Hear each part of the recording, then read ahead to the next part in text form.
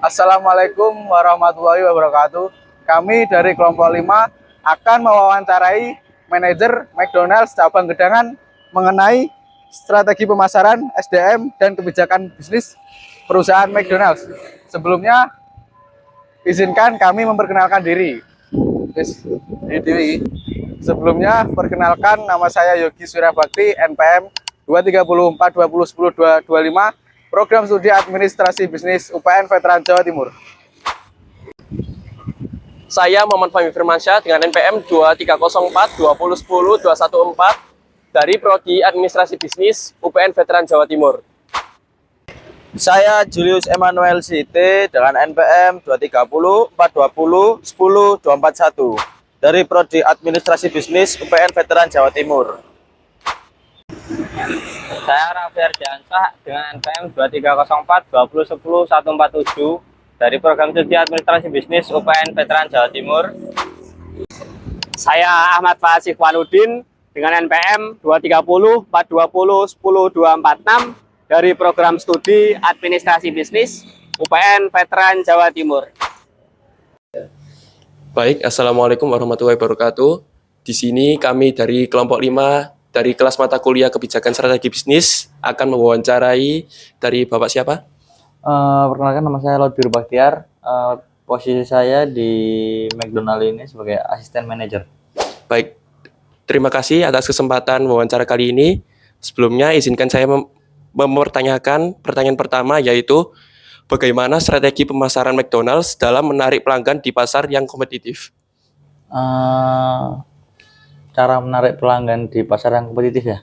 Iya. Apalagi sekarang di bidang F&B sendiri sudah banyak ya kan pasarnya. Ya betul. Apalagi kalau lebih spesifik lagi di bidang ayam, makin banyak ya. Untuk strategi pemasarannya sendiri di McD sendiri ya, kita itu yang pertama kayak harganya itu masih terjangkau. Bisa dibilang terjangkau karena dengan harga promo, kita tuh ada promo dengan harga promo yang misalnya nasi satu sama ayam satu seharga 20.000. Kayaknya itu udah nggak beda jauh lah dengan pesaing seperti itu untuk harga seperti itu. Nah, strateginya ya seperti itu, kita lebih banyak ke promonya, kita lebih meningkatkan ke promo-promo menarik untuk seperti pelanggan, seperti misalnya kita beli panas 1 bisa dapat free ice cream, atau beli panas 2 dengan harga yang sangat spesial, kayak gitu sih. Apalagi yang sekarang ini lagi digencar-gencarkan 2 bulan terakhir ini, kita lagi ada promo yang panas 2 seharga hampir seharga panas 1 kayak gitu. Kayak gitu lah. Itu pun sangat-sangat dibilang sangat-sangat efektif karena pelonjakan, dilihat dari grafik pelonjakan customer yang masuk itu sangat banyak dan bisa mencapai 2 kali lipat dari biasanya, seperti itu. Seperti itu ya. Selanjutnya yaitu apa kebijakan SDM yang diterapkan untuk meningkatkan produktivitas karyawan di McDonald's?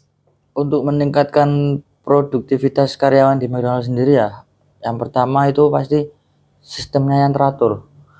Jadi kita sendiri pun kalau misalnya kerja tanpa sistem pasti kerjanya akan ngawur sih, kayak gitu. Iya. Akan nggak jelas arahnya kemana, dan otomatis dari segi karyawannya sendiri untuk semangat bekerjanya pun kurang ada, kayak gitu. Kurang maksimal karena kayak kita kerja tanpa sistem, kita nggak tahu harus ngapain, kita mau ngapain juga nggak tahu, apa aja yang harus dikerjakan itu nggak tahu.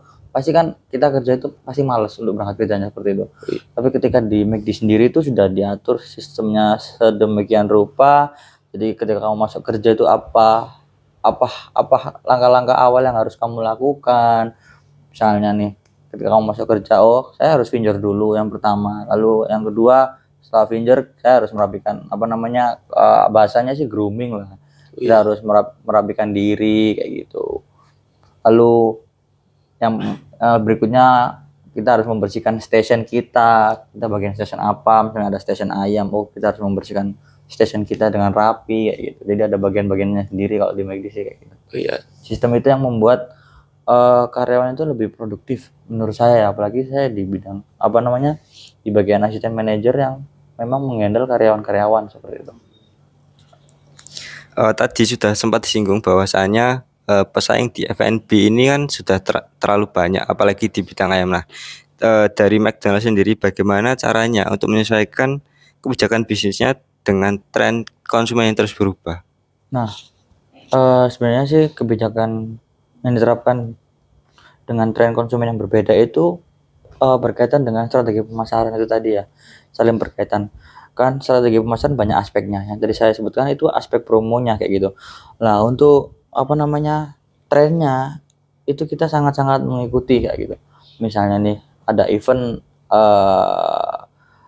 Christmas atau enggak Natal, kita pasti menyesuaikan dekor dari restoran sendiri, kita sesuaikan dengan dekor Natal dan tahun baru, biasanya seperti itu. Mendekati Ramadan dan hari raya ini, dekornya di McD pasti mengenai Ramadan, lagu-lagunya pun yang di setel juga pasti tidak jauh dari berbau-bau Ramadan seperti itu. Itu sih yang di itu. Lalu trennya lagi misalnya nih, maaf kalau saya menyebut merek ya, di Indonesia ini lagi terkenal K-pop segala macamnya seperti itu. Benar. Nah, McD itu pernah berkolaborasi dengan BTS kayak gitu. Iya. Dan itu memang sangat-sangat booming kayak gitu sih. Itu yang di apa namanya salah satu strateginya. Lalu dengan brand besar seperti brand sandal Crocs misalnya ya kan, kita pernah berkolaborasi dengan sandal Crocs dari segi merchant mainannya kayak gitu. Jadi itu sangat menarik peminat dari pelanggan itu sendiri sih kayak gitu. Oh, baik. Selanjutnya di era digital sekarang, apa tantangan terbesar yang dihadapi McDonald dalam menerapkan strategi bisnis di era digital ini dibandingkan pesaing yang lainnya? Tantangan bisnis dari era digital ya. Iya. Kalau itu sih saya sebagai pandangan sebagai karyawan ya, sebagai pelaku apa namanya yang di lapangan, itu di era digital ini McD sangat gerak cepat di bidang digital kayak gitu. Dilihat dari pesaingnya, maaf kalau saya menyebut merek lagi, saya tahu di Pizza Hut itu ketika kita pesan di Pizza Hut itu bisa pesan melalui barcode yang ada di meja kayak gitu. Nah, McD pun mengikuti hal yang sama kayak gitu. Jadi McD di meja-meja McD pun sekarang tersedia barcode. Jadi customer tidak perlu datang ke SOK atau enggak datang ke kasirnya. Jadi customer sekarang sangat dimudahkan ketika kita sebagai customer akan datang ke McD, kita masuk, kita duduk ke meja, itu sudah ada barcode-nya dan bisa dipesan lewat situ dan bisa langsung diantar di situ pesanannya. Seperti itu. Itu sangat-sangat memudahkan sih kayak gitu. Dari segi customer-nya dan dari segi karyawannya itu sangat-sangat apa namanya, kita harus belajar ekstra cepat untuk mengikuti tren digital, apalagi nih yang akan dilakukan di McD kayak gitu. Itu sih salah satu contoh apa namanya caranya McD untuk supaya tidak tertinggal dari pesaing ya kayak gitu. Iya, benar.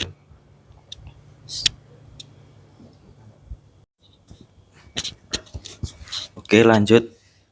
Tadi kan sudah disinggung mengenai strategi pemasaran McD ya Pak ya. Lanjutnya itu bagaimana sih McD mengukur efektivitas strategi pemasaran yang telah diterapkan? Efektivitas ya. Kalau efektivitas itu biasanya kalau di perusahaan saya itu berhubungan dengan target. Ketika pemasaran itu dibilang efektif atau enggak, dia itu pasti mencapai target atau tidak, bahasanya seperti itu. Selama ini di perusahaan saya itu memang banyak banget strategi pemasaran yang dilakukan, promo-promo yang dilakukan, yang digencarkan itu banyak banget. Kalau dibilang efektif, itu efektif. Jadi sebagian besar promo yang dilontarkan atau yang dilemparkan ke masyarakat, ke customer itu berhasil memikat customer itu sendiri. Dilihat dari kalau kita melihatnya dari sales yang masuk dan jumlah customer yang datang ke restoran itu. Jadi kita ada apa namanya datanya per hari itu berapa, data yang sales yang masuk dan data jumlah customer yang masuk kayak gitu. Jadi kalau misalnya kita bicara nih di weekday, di hari biasa atau hari weekend, itu rata-rata kita bilang rata-rata customer yang datang sekitar 500 atau 600. Namun ketika ada promo itu yang datang itu bisa sampai 800 sampai 1000 kayak gitu. Jadi terdapat kenaikan yang signifikan sih menurut saya. Jadi itu yang bisa dibilang strategi itu berhasil. Ada juga yang nggak berhasil, ada kayak gitu. Cuman kalau persentase ya mungkin sekitar 60% lah yang berhasil kayak gitu. Seperti itu. Iya, baik. Selanjutnya, apa sih peran inovasi dalam strategi bisnis McD untuk tetap bersaing di pasar makanan cepat saji? Inovasi strategi ya. Ya itu tadi. Inovasinya itu kita harus gerak cepat dari tidak melulu tekan dari makanannya ya. Memang makanannya yang penting. Tapi di luar faktor itu ada faktor-faktor kecil yang memang berdampak pada kenaikan sales atau enggak kita mempertahankan customer kita. Misalnya inovasi, kita bicara inovasi lagi ya. Dari segi pelayanan, kita sangat-sangat inovasi dan sangat-sangat gerak cepat. Sekali lagi saya bilang di McD ini geraknya sangat cepat. Sekarang McD ambil contoh untuk customer anak-anak itu yang biasanya kita cuma bisa dapat balon aja, itu sekarang balonnya bisa dibentuk-bentuk kayak misalnya pesaing kita yang saya sebut lagi seperti Pizza Hut seperti itu, yang balonnya di balon crafting lah bahasanya. Kita ada balon crafting kayak gitu. Dari strategi yang lainnya, kalau dari segi pelayanannya pasti kan kita melayani customer itu ya udah dengan senyuman, itu kan hal-hal yang wajar lah. Itu hal wajar, cuman tidak banyak perusahaan yang memikirkan hal sampai sedetail itu gitu. Itu sih dari strategi inovasi yang dilakukan supaya tetap bisa bersaing di di sektor Makanan cepat saji. cepat saji gitu. Oke, lanjut. Tadi sempat disinggung mengenai McD cara bersaing di pasar cepat saji ya. Nah, jadi McD itu menggunakan pendekatan apa dalam pelatihan dan pengembangan karyawan untuk meningkatkan layanan pelanggan? Kalau pendekatan karyawan di bidang pengembangan dan pelatihan ya, itu maksudnya di bidang training, dan McD pun sudah ada trainingnya kayak gitu. Jadi di bagian kita nih, bagian head McD nih, kalau saya bagian operasional maksudnya. Jadi di head office-nya itu di McD-nya sendiri ada yang bagian operasional, ada yang di bidang karyawan dan rekrutmen, HRD-nya kayak gitu, ada di bidang trainingnya sendiri, ada di bidang marketingnya sendiri kayak gitu. Nah, untuk pelatihannya sendiri itu maksudnya di bidang trainingnya. Kita dari dulu sampai sekarang itu sudah ada semacam bahasanya itu hands out atau buku training. Jadi itu buku panduan training yang dari zaman McD awal sampai sekarang itu masih digunakan, karena itu sebagai patokan kita supaya yang pertama kualitas dari produk itu tetap terjaga, cara pemasakannya tetap terjaga kayak gitu. Dari hal-hal itulah yang sampai sedetail itu McD pun memikirkan hal itu ya. Cara-cara trainingnya, cara masaknya seperti apa, cara bikin burgernya seperti apa kayak gitu. Langsung pertanyaan berikutnya ya. Nah, jadi bagaimana sih McD itu mengelola hubungan dengan pemasok untuk memastikan kualitas produk dari McD itu? Kalau memastikan pemasoknya itu kita juga ada kriterianya untuk pemasok yang masuk ya. Jadi nggak cuman misalnya McD jualan ayam, semua yang punya ternak ayam atau bidang usaha potong ayam bisa masuk, tidak seperti itu. Jadi ketika mau jadi produsennya, pemasoknya McD itu kita lihat sertifikat kayak pemotongan ayamnya itu halal atau haramnya kayak gitu, misalnya dari segi itu. Dari segi hygiene-nya seperti apa, higienitas tempat pemotongannya seperti apa kayak gitu. Itu dari segi ayamnya ya. Kalau dari segi burgernya yang ada sayurannya itu dilihat hasil sayurnya itu memenuhi standar atau enggak. Kita punya gold standar sendiri-sendiri untuk sayurnya seperti apa gold standarnya, untuk ayamnya itu berapa berat, misalnya potongan sayapnya itu berapa, potongan paha bawah berapa, itu sudah ada takarannya sendiri-sendiri. Jadi ketika pemasok mau masuk di McD tapi syaratnya tidak mencukupi, itu pasti tidak akan bisa masuk. Seperti itu. Terima kasih. Untuk pertanyaan selanjutnya, gimana sih McD menanggapi misal di negara Indonesia terjadi regulasi dan kebijakan pemerintah yang mempengaruhi operasional bisnis? Nah, kalau ini sekedar cerita aja, pernah di Indonesia ini yang namanya COVID, ya kan?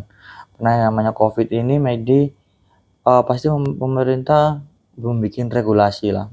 Contohnya jaga jarak, harus mencuci tangan, seperti itu. Contoh kecilnya seperti itu. Nah, di McD sendiri itu langsung membuat peraturan bahwa waktu awal-awal dibuka dine in, boleh nih makan di tempat gitu kan. Boleh makan di tempat selesai Covid maksud saya. Selesai Covid boleh, udah pemerintahan boleh makan di tempat. Kita itu dibatasin. Yang masuk ke dalam restoran itu berapa orang kayak gitu. Nanti kalau udah memenuhi dari kapasitasnya, ya kan, itu masuk ke waiting list kayak gitu. Jadi bergantian yang masuk seperti itu. Untuk pengantriannya harus ada jaga jarak. Kita ada wadahnya sendiri, kayak kita ada penempelan stiker-stiker yang jarak customer pertama di sini, jarak customer kedua di sini, ada selisih jaraknya. Seperti itu. Lalu yang awal-awal Covid sendiri tidak boleh makan di tempat. Kayak gitu kan, ada regulasi seperti itu. Oke, kita tidak pernah melanggar regulasi dari pemerintah. Kita bikin hanya yang buka lewat drive-thru dan online saja kayak gitu. Jadi makan di tempat kita memang dikosongkan seperti itu. Itu sih kayak kita patuh terhadap regulasi yang ada. Untuk selanjutnya, apa sih strategi McD dalam memperluas jangkauan pasar di negara-negara berkembang? Apa? Gimana ya? Apa strategi McD dalam memperluas jangkauan pasar di negara-negara berkembang? Kalau bicara strategi McD dalam jangkauan negara-negara ya, itu kita bicara dengan McD. Kita bisa bicara dibilangnya McD pusatnya lah kayak gitu. Kalau jujur saya sendiri kurang paham akan hal ini ya. Gimananya kalau dari McD pusatnya sendiri itu negara perwakilan negara itu punya legalitasnya masing-masing. Negara Indonesia legalitasnya siapa, negara Malaysia legalitasnya siapa gitu. Jadi McD pusatnya sendiri itu tidak, misalnya nih di Indonesia nih yang punya legalitasnya kebetulan dari perusahaan sosro kayak gitu. Yaitu nggak boleh ada perusahaan lain yang bisa membuka McD selain itu kayak gitu. Jadi tapi hak sepenuhnya, hak pemasaran, hak pendapatan, apapun itu masuknya ke sosronya itu sendiri, bukan ke McD pusatnya kayak gitu.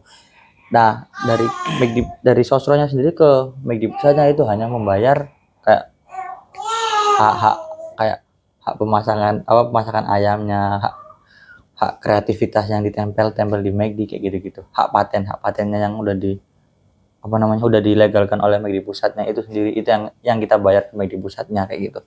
Kalau dari pemasok ayamnya, burgernya itu kita sendiri semua. Semua pemasoknya dari kita sendiri semua. Kayak gitu sih. Baik, sekian sesi wawancara dari kelompok 5 dari mata kuliah Kebijakan Strategi Bisnis. Terima kasih untuk Pak Biro atas kesempatan wawancara yang diberikan. Kurang lebihnya mohon maaf. Wassalamualaikum warahmatullahi wabarakatuh.